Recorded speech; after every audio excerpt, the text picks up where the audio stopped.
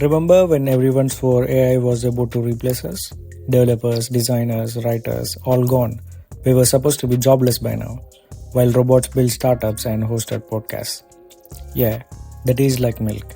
Companies threw millions into AI transformations, they expected magic.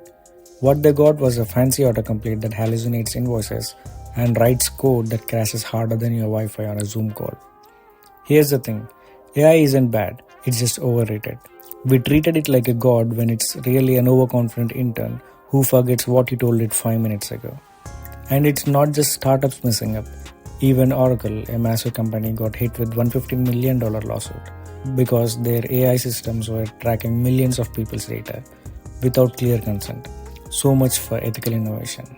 Turns out, when you mix hype with bad judgment, lawyers show up fast. Now let's talk hiring.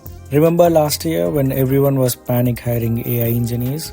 If you had written one Python script that says machine learning, recruiters were in your inbox overnight. Now those same recruiters have vanished like free pizza after a tech meetup. Budgets are frozen, projects are paused, reality kicked in. Because companies finally realized AI can get you 90% there, but the last 10%, that's where everything actually works. That's where human logic, context and debugging still matter. Even AI companies can't keep this stuff stable. One model update and half the internet's apps break overnight. Imagine if Python just removed import OS for improvements. That's how chaotic this space still is. So yeah, learn AI, use it, make it your assistant. Let it speed you up, not replace you.